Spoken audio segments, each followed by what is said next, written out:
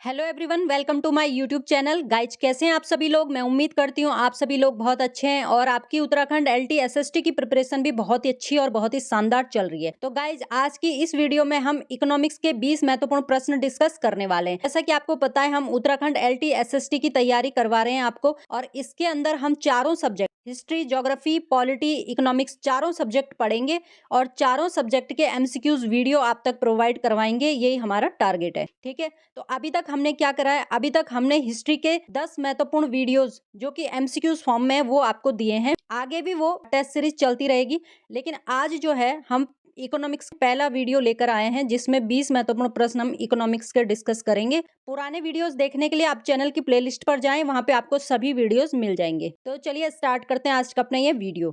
पहला क्वेश्चन है, ड्रेन का सिद्धांत किसने प्रतिपादित किया था।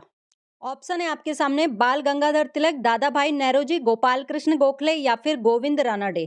तो आंसर रहेगा हमारा यहाँ पर बी, दादा भाई नौरोजी। ड्रेन का जो सिद्धांत था, द थ्योरी ऑफ ड्रेन, वो दादा भाई नौरोजी ने प्रतिपादित किया था। अगला प्रश्न है, देखिए, भारत में राष्ट्रीय आय की गणना में किस विधि का प्रयोग किया जाता है।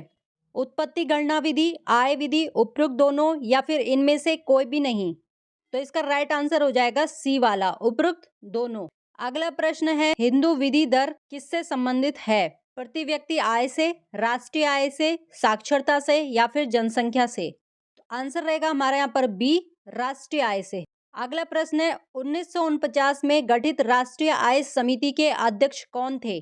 Doctor R Gadgil, PC Mahalanobis, V K R V. Rao या बी नटराजन। तो यहाँ पे हमारा आंसर रहेगा बी, पीसी मालनोबिस। अगला प्रश्न है, स्वतंत्रता पूर्व भारत की राष्ट्रीय आय के संबंध में किसने अनुमान लगाए थे।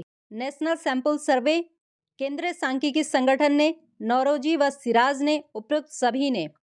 तो दोस्तों हमारे यहाँ पे राइट ऑप्शन हो जाएगा सी, नौरोजी व सिराज ने। स्वतंत्रता से पहले भारत की राष्ट्रीय आय के संबंध में जो बताया गया था वो नौरोजी और सिराज के द्वारा बताया गया था। अगला प्रश्न है हमारा, स्वतंत्रता के पश्चात देश की राष्ट्रीय आय का अनुमान लगाने के लिए भारत ने राष्ट्रीय आय समिति की स्थापना कब की थी। ऑप्शन है हमारे 4 अगस्त 1949, 4 अगस्त 1956, 4 अगस्त 1961 या फिर 4 अगस्त 1966। तो दोस्तों हमारे यहाँ पे राइट ऑप्शन हो जाएगा ए, 4 अगस्त 1949। अगला प्रश्न है, स्वतंत्रता के बाद की समय अवधि के लिए राष्ट्रीय आय अनुमानों को किस श्रृंखला के अंतर्गत रखा गया। परंपरागत श्रृंखला, पुनरीक्षक श्रृंखला, नवीन श्रृंखला या फिर इनमें से सभी। तो यहाँ पे हमारा राइट आंसर हो जाएगा डी, इनमें से सभी। अगला प्रश्न है, भारत में राष्ट्रीय आय की गणना किस आधार पर की जाती है। ऑप्शन ए है चालू मूल्यों के आधार पर, ऑप्शन बी है स्थिर मूल्यों के आधार पर, ऑप्शन सी है उपरोक्त दोनों के आधार पर, ऑप्शन डी है इसमें से कोई भी नहीं।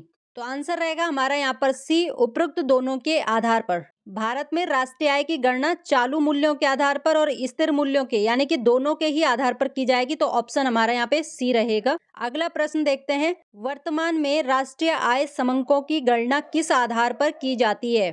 1970-71, 1980-81, 1993-94 या फिर 2004-05। तो यहाँ पे हमारा आंसर रहेगा डी, 2004-05। अगला प्रश्न है, भारत में राष्ट्रीय आय की सही संगणना में आने वाली एक कठिनाई है। ऑप्शन है हमारे, अमौद्रिक क्षेत्र का अस्तित्व, बचत की निम्न दरें, अर्ध बेरोजगारी या फिर मुद्रास्फीति। आंसर रहेगा हमारे यहाँ पर ए, अमौद्रिक क्षेत्र का अस्तित्व। चलिए अगला प्रश्न देखते हैं, देश में राष्ट्रीय न्याय दर्श एनएसएस की स्थापना कब हुई थी। 1949, 1950, 1951 या फिर 1956। तो यहाँ पे हमारा राइट ऑप्शन हो जाएगा बी, 1950। अगला प्रश्न है, केंद्रीय सांख्यिकी संगठन सीएसओ की स्थापना कब हुई थी। यह भी काफी महत्वपूर्ण प्रश्न है। 1950, 1951, 1952 या फिर 1956। तो यहाँ पे हमारा आंसर रहेगा बी, 1951।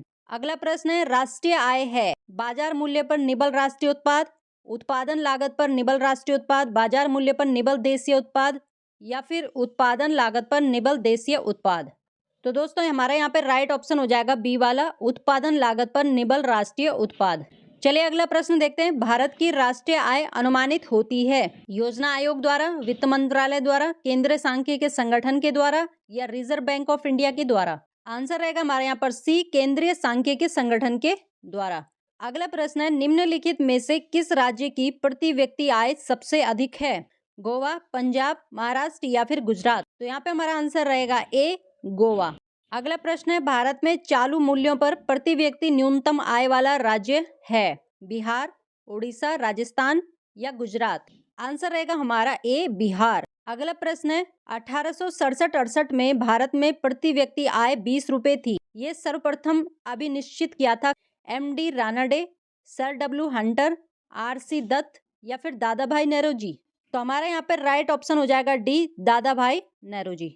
नेक्स्ट क्वेश्चन हमारा, भारत की राष्ट्रीय आय में सर्वाधिक योगदान है कृषि क्षेत्र का, विनिर्माण क्षेत्र का, व्यापार क्षेत्र का या फिर बैंकिंग क्षेत्र का? आंसर रहेगा हमारा यहाँ पर बी, विनिर्माण क्षेत्र का। अगला प्रश्न है हमारा, भारत की राष्ट्रीय आय का प्रमुख स्रोत है कृषि क्षेत्र, सेवा क्षेत्र, उद्योग क्षेत्र या फिर व्यापार क्षेत्र? तो दोस्तों यहाँ पे हमारा आंसर रहेगा बी, सेवा क्षेत्र। अगला प्रश्न है हमारा, योजना काल में राष्ट्रीय आय में किस क्षेत्र का योगदान घटा है? कृषि, विनिर्माण, परिवहन या बैंकिंग? आंसर रहेगा हमारा यहाँ पर ए, कृषि क्षेत्र में। अगला प्रश्न है, वर्तमान में भारत की राष्ट्रीय आय में किस क्षेत्र का सर्वाधिक योगदान है? कृषि, उद्योग, अवस्थापना या सेवाएं? आंसर रहेगा हमारा यहाँ पर डी, सेवाएं। तो दोस्तों आज की इस वीडियो में हमने इकोनॉमिक्स के 20 महत्वपूर्ण प्रश्न कवर किए हैं। इसी तरह से इकोनॉमिक्स की वीडियोस आते रहेंगे। धीरे धीरे फिर हम ज्योग्राफी और फिर पॉलिटी के क्वेश्चन भी आपके लिए लेकर आते रहेंगे और इसी तरह से हमारी तैयारी कंटिन्यू चलती रहेगी। यदि आपको वीडियोस पसंद आ रहे हैं दोस्तों तो वीडियो को लाइक करें, चैनल पर नए हैं तो जरूर से सब्सक्राइब कर लें। तो चलिए मिलते हैं अगली वाली वीडियो में, तब तक के लिए बहुत बहुत धन्यवाद।